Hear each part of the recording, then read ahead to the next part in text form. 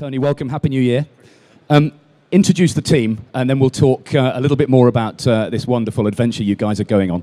Yeah, so Race2Recovery has been a team of predominantly service personnel who've been injured in Afghanistan and Iraq.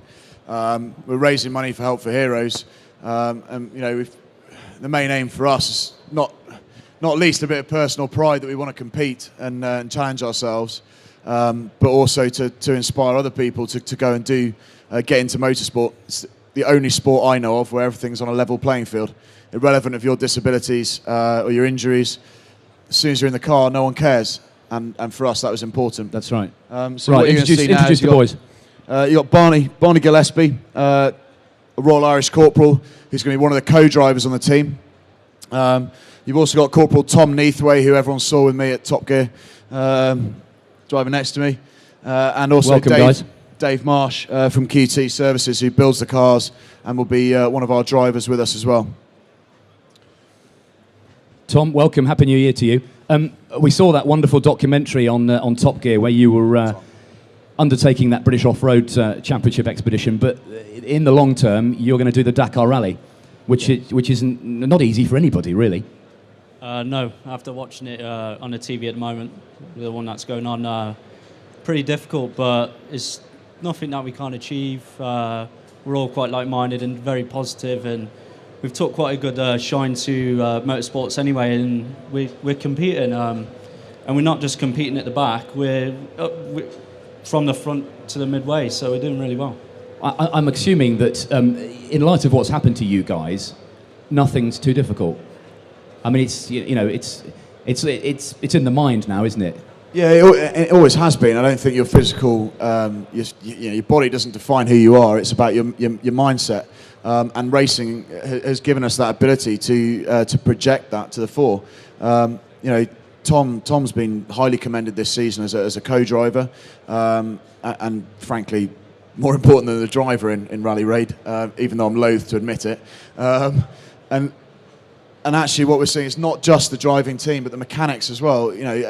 Everyone knows a racing team isn't just the guy behind the wheel; it's everyone involved, and that's where we've really looked at. And we've been hugely supported by the motorsport industry. Alcon, Quaife, QT, Silverlight have all been behind us, supporting us, and that's been vital to driving this project forward.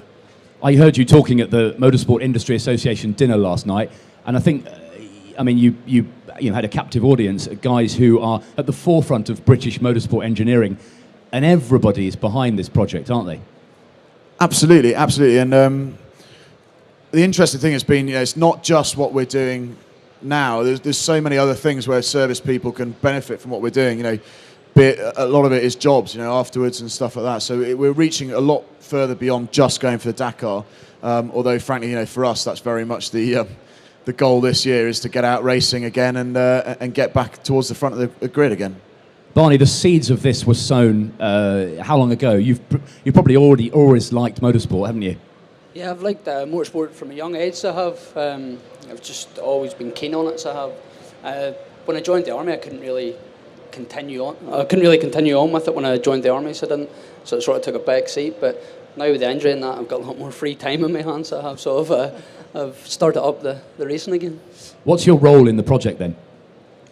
It's just complete the Dakar and raise awareness for all injured service personnel, and not even just injured servicemen, all injured people in general. As Tony has mentioned, that in motorsports it doesn't matter about your disability. When you're behind the wheel and when you're in the co-driver's seat, if you're winning, you're winning. It doesn't matter if you're lost, right. If you've lost a leg or not. Dave, tell us a little bit more about the car.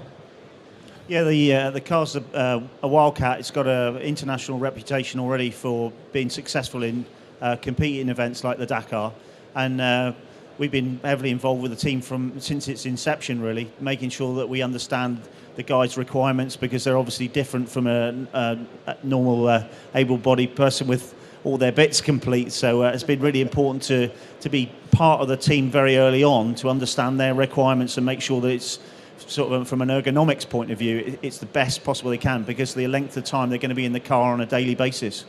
The Dakar's not the sort of event you can sort of practice for, is it? How do you know what to expect when you get over there? Well, the programme of events that we've sort of recommended to the team is one that progressively works up in terms of endurance.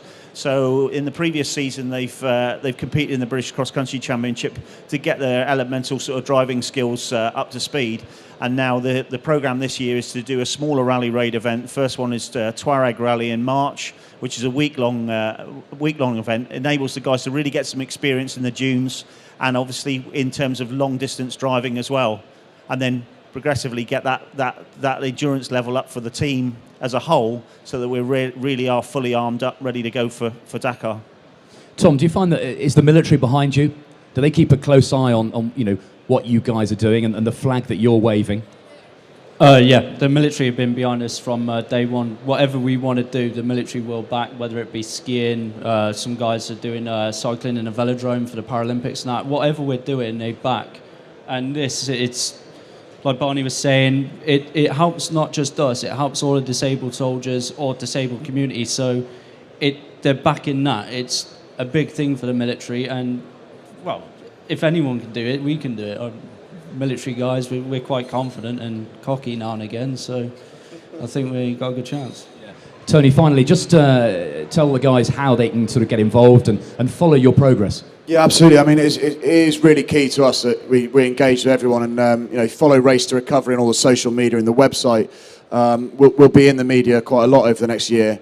You can join companies sort of like Orange Plant, who've been a big sponsor of the team, because obviously we're very keen that as a racing team we're looking to, we've got our charitable entity of raising money for Help for Heroes, but every racing team isn't a charity; it has to be a team. And so, we do need sponsors to help us reach our goals. So, that's an important thing as well. So, please do have a look at the team. Look at the videos online. We are very committed. We've been commended on our professionalism already. And we really think this is going to be an incredible story you'll see in 2013. Hear, hear. It's a great pleasure to have you here, guys. You're very welcome. Enjoy the rest of the show. We will be watching with interest your progress. Ladies and gentlemen, please give it up for our Race to Recovery team. Thanks Thank very you, much. guys.